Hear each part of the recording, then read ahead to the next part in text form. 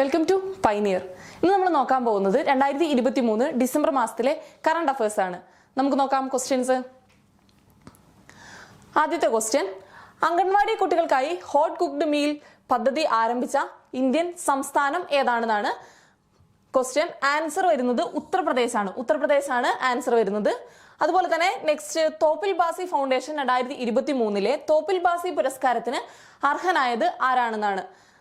Famous film ആക്ടറാണ്, മധു ആണ് answer വരുന്നത്. അതുപോലെ തന്നെ 2023 അന്താരാഷ്ട്ര ചലച്ചിത്ര മേളയിൽ ആദരിക്കുന്ന ഇന്ത്യൻ ചലച്ചിത്ര സംവിധായകൻ ആരാണെന്നാണ്. സംവിധായകൻ മൃണാൽ സെൻ ആണ് ആൻസർ വരുന്നത്. Mrinal Sen. Okay, next question നമുക്ക് നോക്കാം. കേരള കർഷക തൊഴിലാളി യൂണിയന്റെ മുഖമാസികയായ കർഷക തൊഴിലാളി ഏർപ്പെടുത്തിയ പ്രഥമ കേരള പുരസ്കാരം നേടിയത് ആരാണെന്നാണ്.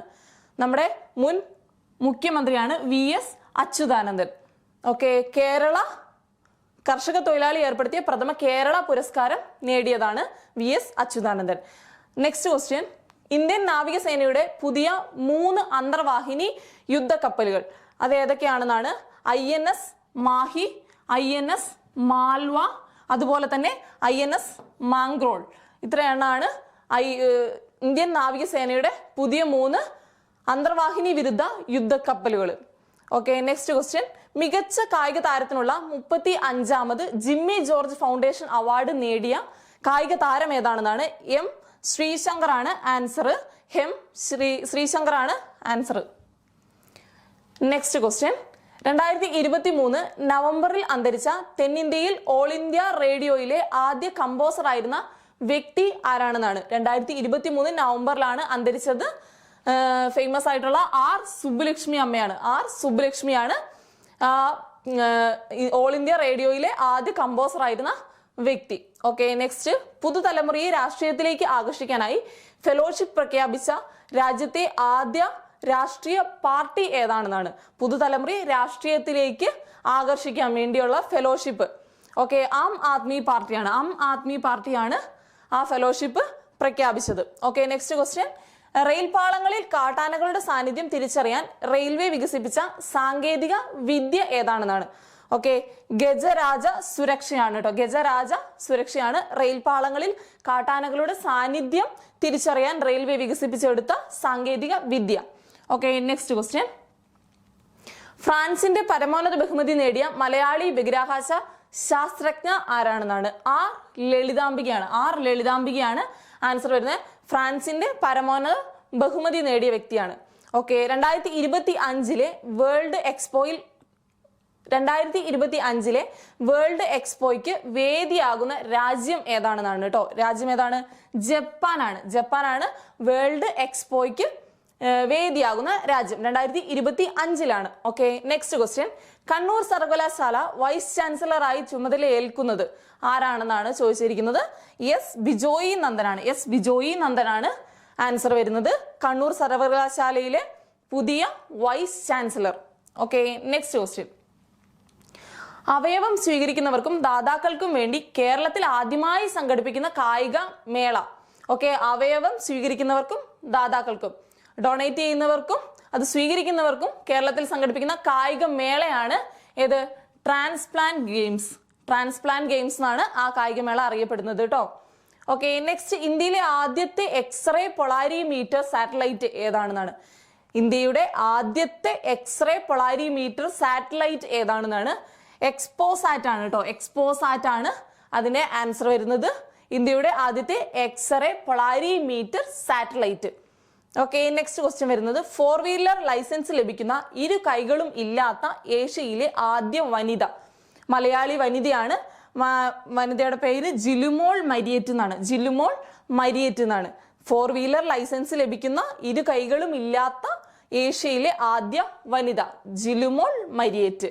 ഓക്കെ, നെക്സ്റ്റ് ക്വസ്റ്റ്യൻ നമുക്ക് നോക്കാം. ഗ്രാൻഡ് മാസ്റ്റർ പദവി ലഭിക്കുന്ന 3ാമത്തെ ഇന്ത്യൻ വനിത R വൈശാലിയാണ് ആൻസർ വരുന്നത്. ഗ്രാൻഡ് മാസ്റ്റർ പദവി ലഭിക്കുന്ന ഇന്ത്യയുടെ 3ാമത്തെ വനിതയാണ് ആര്? R വൈശാലി.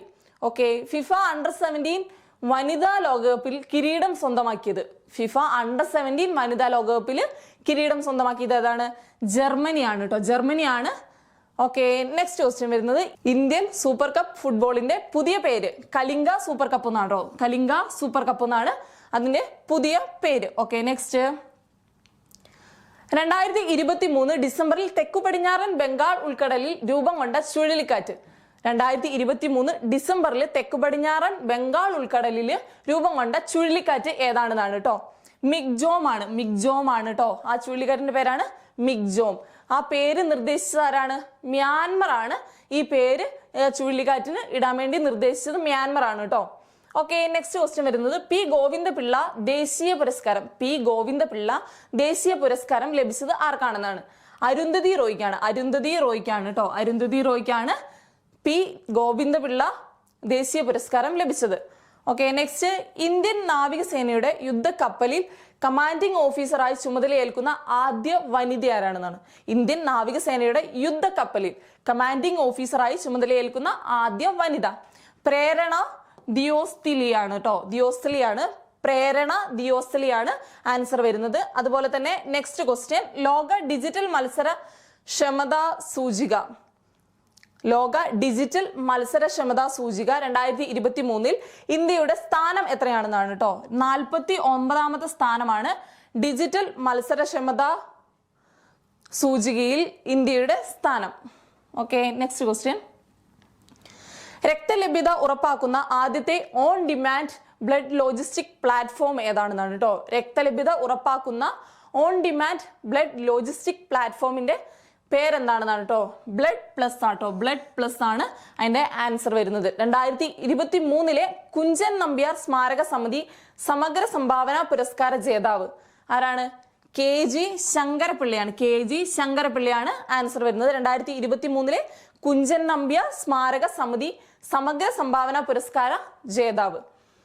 ഓക്കെ, നെക്സ്റ്റ് ക്വസ്റ്റ്യൻ വരുന്നത് ഇന്ത്യയിലെ ഏറ്റവും സുരക്ഷിതമായ നഗരം എന്ന ബഹുമതി ലഭിച്ചത് 3 വട്ടം ലഭിച്ചതാണ്. ഇത് 3ാമത്തെ വട്ടമാണ് ലഭിക്കുന്നത്. കൊൽക്കത്തയ്ക്കാണ് കേട്ടോ. കൊൽക്കത്തയ്ക്കാണ് ആ ബഹുമതി 3ാമത്തെ വട്ടം ലഭിച്ചത്. ഇന്ത്യയിലെ ഏറ്റവും സുരക്ഷിതമായ നഗരം എന്ന ബഹുമതി ലഭിച്ചത് കൊൽക്കത്തയ്ക്കാണ്.